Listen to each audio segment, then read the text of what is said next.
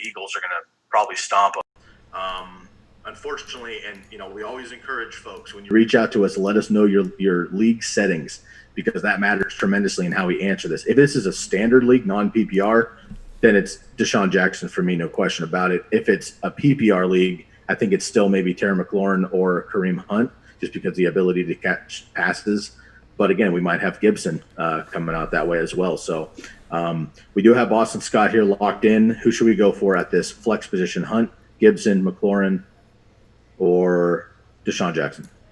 Yeah, and sorry for the YouTube guys. I just got a message saying there was no volume. I forgot to turn it on, so that'll happen, but it's okay. Oh. It's all right. I think you just have to go McLaurin. Yeah, I just don't think you want to. I don't know. What do you think McLaurin too? I think you just have to go him, just based off really what it is, I guess. Unless I'm missing something with Gibson and all these other guys, but I would say McLaurin. Yeah, I like Terry McLaurin as well, just because I don't think there's another option there, and that Philadelphia secondary. Here's my issue with Terry McLaurin, though. Like, is he going to get full shade coverage from Darius Slay now in Philadelphia? That worries me. I think Terry McLaurin's amazing, but Darius Slay shut down some of the best wide receivers in the game. Personally, I might. Oh, man, this is a tough one. I want to lean Gibson, but I'm just not sure what it's going to be like. I might actually still go Deshaun Jackson, actually, because he's the only one out there. I might go Deshaun Jackson. It's going to be a tough one, so we'll have to see here. I mean, I guess he's got a couple different options. I'll throw it out there and see what he's got for the settings. Got another one coming in for you. This is big. So 2 top running back questions and 2 top quarterback questions, same team. Who do we start, Joe Mixon or Aaron Jones?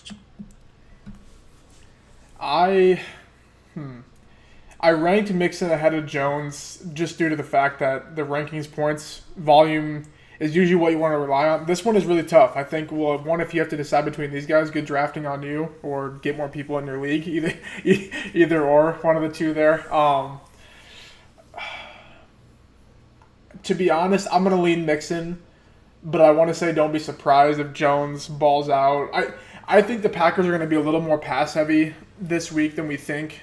Me and Dwayne talked about it on Monday, that I think that LaFleur is just going to – I mean, Rodgers is pissed. He's going against a bunch of rookie corners. Rodgers is pissed. I think they're going to come out firing on this team, no matter if it's just chucking the ball downfield, just to make a statement, right? They get all this negative hype of you didn't add a receiver, your team's the same. Somehow that equals getting worse, that you guys aren't good. This whole complicated process of them not drafting receivers somehow made them worse.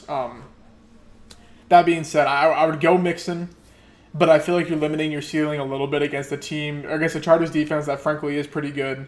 The game should be low scoring, but I think the 15 carries and 6 targets, 5 targets is definitely sort of Mixon's baseline.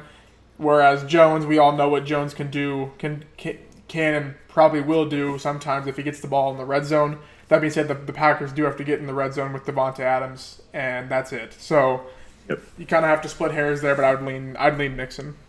Next question, same team, Matt Ryan or Kyler Murray? Matt Ryan at home versus the Seahawks, Kyler Murray versus the 49ers. You got to go Matt Ryan. I love Kyler in fantasy, but I think that you just have – the Niners defense will have some aggression.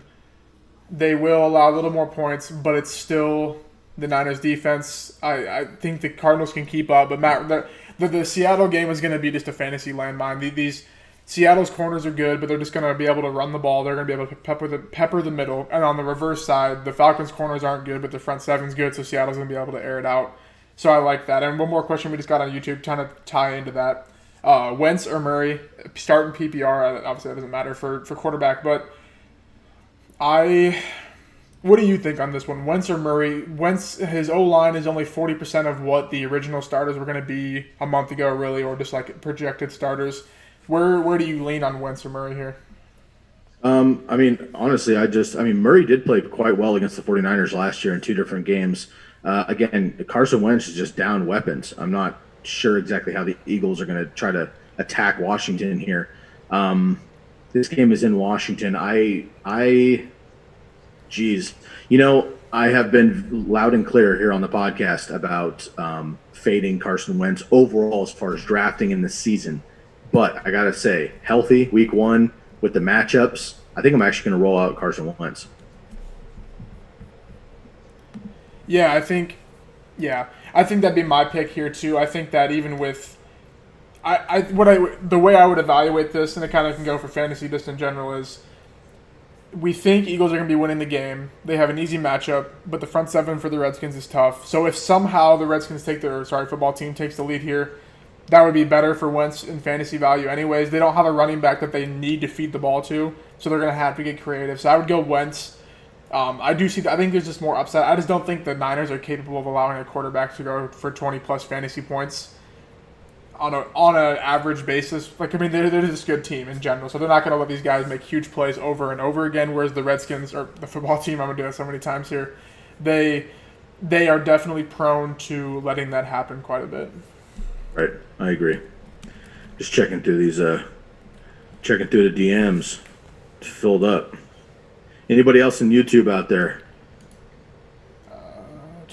Nothing else yet here. I think we can kind of go through. So the rankings changes. I moved Boston Scott up to RB23 on the week. I think it's a pretty safe floor. I have James White at 18. I don't know if that's a ranking change, but kind of I think Sony's going to be a little limited. Gibson's at my 29. I just can't. I'll take the L on that one if he really does ball out. I just still can't put together 70 college career touches to fantasy RB2 on the football team as a fourth-round pick. But it's just the process of it. Any other big ones? I have Jacobs all the way up at 4 this week. Like I said, he goes against the defense that allowed 1.94 rushing touchdowns per game. And in hindsight, they really only got worse. Week 1, new team, attack that spot there with really all your Raiders players. I'd start Carr, I'd start Ruggs.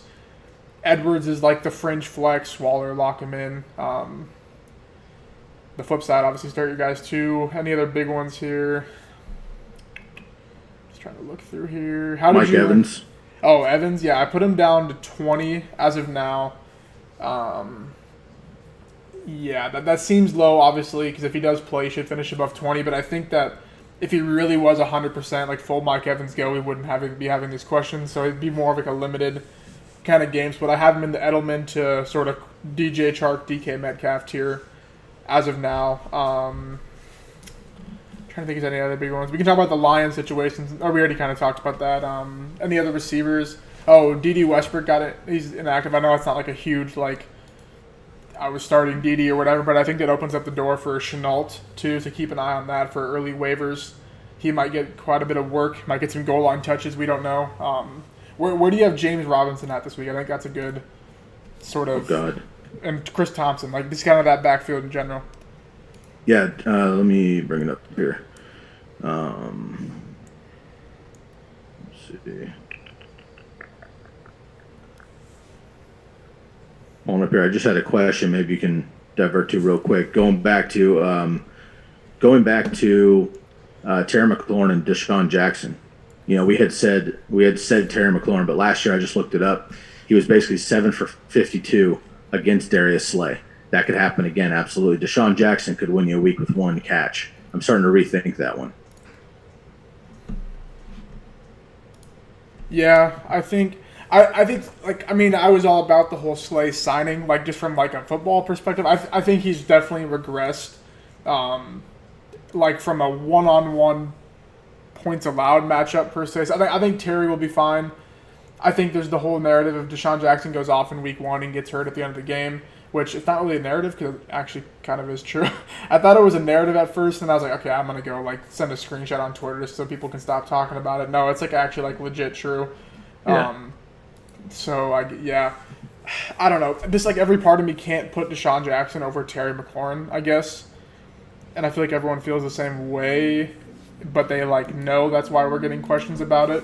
Yeah, it's gonna be tough. I think I'm gonna stick with Terry McLaurin too, but damn, I know Deshaun Jackson could definitely pull a Sammy Watkins here, week 1. That makes me worried a little bit, but I think I'm gonna go with T-Mac as well. All right, let's move back to the Jaguars real quick here. We got about 10 minutes left, so if y'all have any start-sit questions on the rankings, any last-minute things, strategies, whatever, holler at us. We could also quickly talk maybe about beating the waiver wire, but we'll go over that early next week after the games, of course. So, Lucas, back to your question. James Robinson, 43 for me in full PPR, and Chris Thompson at 36. So I'm giving Chris Thompson the nudge. James Washington, in my opinion, will probably get more overall touches, but Chris Thompson, while healthy, is going to be the pass catching back. We know that is kind of a target is worth 1.5 over a carry in fantasy football, and Chris Thompson has the history with Jay Gruden, so I could see James Robinson,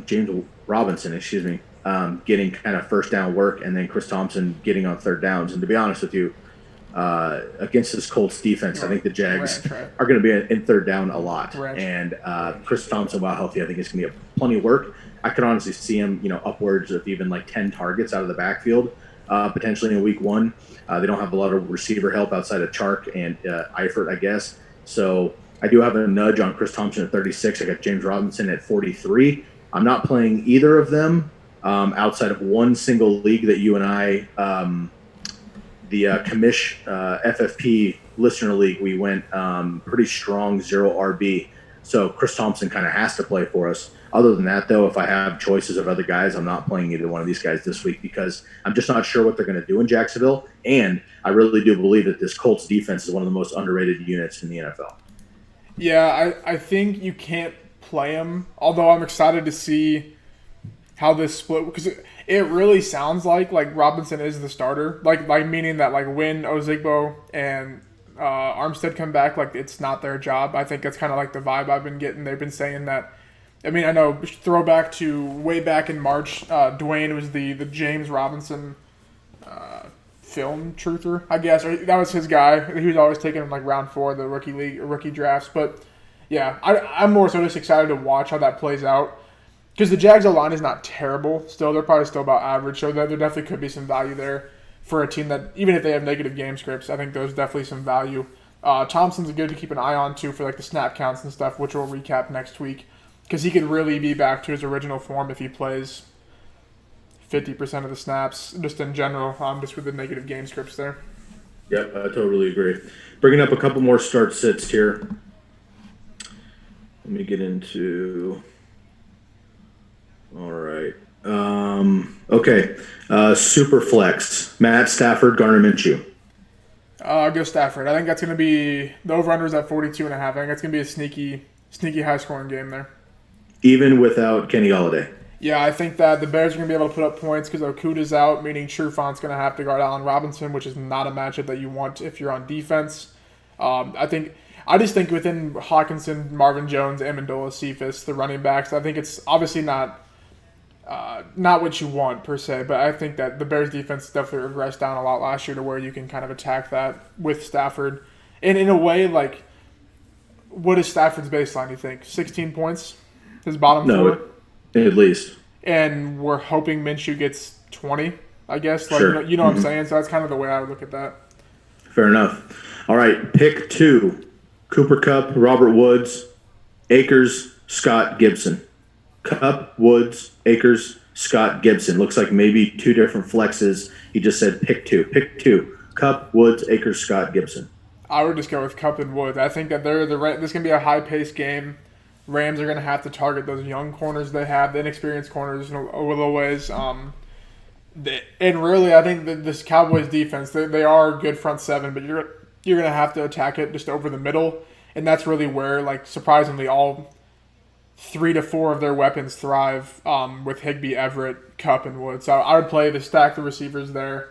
And just don't get too cute with benching wide receiver 2 to wide receiver 1 upside every year. Fair enough. Let me bring this down real quick. Just getting more last minutes rolling in here. I want to make sure we get to them. If there's anybody else on YouTube, man, keep me posted as well. I'm not paying attention right now. Oh, we got one here. Half PPR, Lockett or Amari Cooper. I would just go Lockett based off he's a little banged up and he's getting Ramsey. Yeah, that's really the only. It's Amari close, Cooper. though. Sorry, Amari Cooper's banged up, correct? I think that sentence blended together a little bit. Just to be clear. Yeah, Amari Cooper's kind of banged. They said he was kind of banged up, but he's definitely full go. They said, but I think that has to just due to what we know about Cooper. If he has a tough matchup, gets a little banged up, he'll probably cry about it a little bit, and then have to sit out. And yeah, so I would go Lockett in that spot, but both are right around the same for me right now. Okay, full PPR, two different Browns. I know your hashtag never the Browns, but Yeah, let's hashtag help for the the folks Browns. out here. Full PPR, Kareem Hunt or Jarvis Landry versus the Ravens Full on the PPR, road. you gotta go. You gotta go Hunt there. Landry, they said that his snap count would be dictated by the pace of game, which that can be very deceiving because like they're gonna be losing. But that's the Ravens secondary is just insanely scary. They get Tavon Young back, like the top 3 slot corner in the because he was hurt last year in the game, and that's where Landry thrives. And like I said, I think the Browns are gonna attempt to just slow the game down, just to limit the exposure on defense, so Lamar Jackson can not go off on them. You could say. Got it. Any other questions quick before we hop off here? One more here is a pick one: David Montgomery, James White, Kerryon Johnson, half PPR. Sorry, say it again. So half PPR, just pick one: David Montgomery, James White, Kerryon Johnson. Half PPR, I mean, it's tough. I actually think Kerryon Johnson could have a pretty good game here healthy. However, they bring in Adrian Peterson. He's going to get a couple of carries. He might just be the goal line guy to keep these other two guys fresh. So that makes me fade. I'm also not sure how healthy Kerryon actually is wearing that knee brace. So I'm going to pass on that. Let's see. David Montgomery, I mean, I understand he's playing, but which is amazing because it sounded like he was going to be out about a month. I don't trust him this week. I do think he is potentially on a pitch count, and I think the Lions' defensive line could handle it. I do think Tariq Cohen's going to be more involved. So I'm going to pass on David Montgomery, and you guys know how we feel about James White. So I'm going to go with James White here just because I think Cam Newton's going to have a lot of kind of dump-off passes. He's going to go deep to N'Keal Harry, who is active, and he's going to be, I think, dumping it off to James White quite a bit. So any form of PPR, I'm going to lean James White.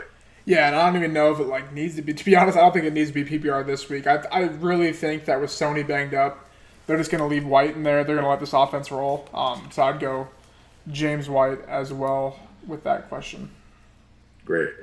We'll give one more minute here for anybody to pop in. I'm just going to check the rest of our DMs here quick. Looking good. All right, y'all, we are probably going to pop off here in just a minute. Before we get going, Lucas, we, again, have been trodden through this here since the Super Bowl. You and I have been pretty consistent with the podcast and the draft guide and the listener league and the website. You and I have been doing a lot over the last few seasons. I just want to, give a huge up and thank you to you for all the work and time you've put in to everything we've done, and also give a big shout out to the listeners for hanging tough with us for the last couple of months, man. It's been quite a ride, but we're very excited for today. We've all been waiting a long time for kickoff. I can't believe it's actually here. Thursday night got the juices flowing, but man, we got a half hour till we get 9 games going on, and I believe 7 hours of continuous football starts in just 29 minutes. So pretty fired up about that. Lucas, what is your plan here for today, and what do you got fired up for the weekend? You got 3 TVs. What else you got going on here? Just ordered some wings, so we're gonna eat some wings, and then Oh boy, I don't know. Hopefully, win some leagues. I'm slowly starting to regret having to set 20 leagues at one time. oh shit. Dude, I'm with you, man. So I'm at 15 this year, and thank goodness about 7 of them are dynasty leagues, and Yeah. one of them's a bet ball. So it's just kind of maintenance. But there's at least 5, 6, 7 redraft leagues, and geez, man, I always tell myself I'm going to cut back, and then I get all these invites and stuff because I love drafting, we love playing, but then all of a sudden you're like, oh my god, I got to slow this down. You know what? The hard part's going to be Tuesday when you got to do waivers for everybody. So The problem was this year because I'm only in 3 redraft leagues, which is an all-time career low. So I did a good job there. The problem was there was literally nothing to do. That I just started joining all these $20 dynasty leagues and just completely selling the farm, and I have 10 first-round picks in all of them. I guess that was my entertainment, I guess. So, yeah, regretting that because, I don't know, I think redraft's a lot easier to set than Dynasty to me because, some of these Dynasty leagues are, you start, 15 guys and you got, 20 bench spots and all this crap going on. So, that's okay. Football is on. That's all we care about here. we're stoked, man. We're really fired up. Yo, if anybody, we got about 20 minutes until kickoff. If anybody has last-minute questions, hit us up on Instagram, fantasyfootball_TCK pod, or on Twitter, TCK_pod. hit the DMs real quick. Let us know your question. We'll get at you quickly. Also, please tune in to tckpod.com for our updated rankings. You can check out a lot of those start sit questions there. If you have any quandaries on that, hit us up direct, but otherwise you might finalize there. We're going to be live 1 hour before kickoff every single Sunday as long as we can do it. So make sure you tune in. We'll be live on YouTube, live on IG, live on Facebook. We'll change up the mediums every couple of weeks to get to everybody. But we appreciate y'all, TCK Podders. Relax, have fun, don't overreact too much, no matter if it's good or bad in week one. We see it all the time. Stay steady. Enjoy this weekend. Enjoy the games. Don't go crazy checking your roster all day on every single point. Let things develop. Enjoy yourself. Have a wonderful, wonderful time. Be safe out there. Again, the West Coast is in a blaze where I'm at, man. So there's bigger things in football, clearly. So I wish everybody health and wellness and safety. But while you can, sit back and relax a little bit here and enjoy some football. Lucas, man, super pumped to get through this. Appreciate everything you do here for the brand. And we'll get through this, man. We're going to pop off. If anybody has any last-minute questions, let us know. Otherwise, best of luck in week one, and let's get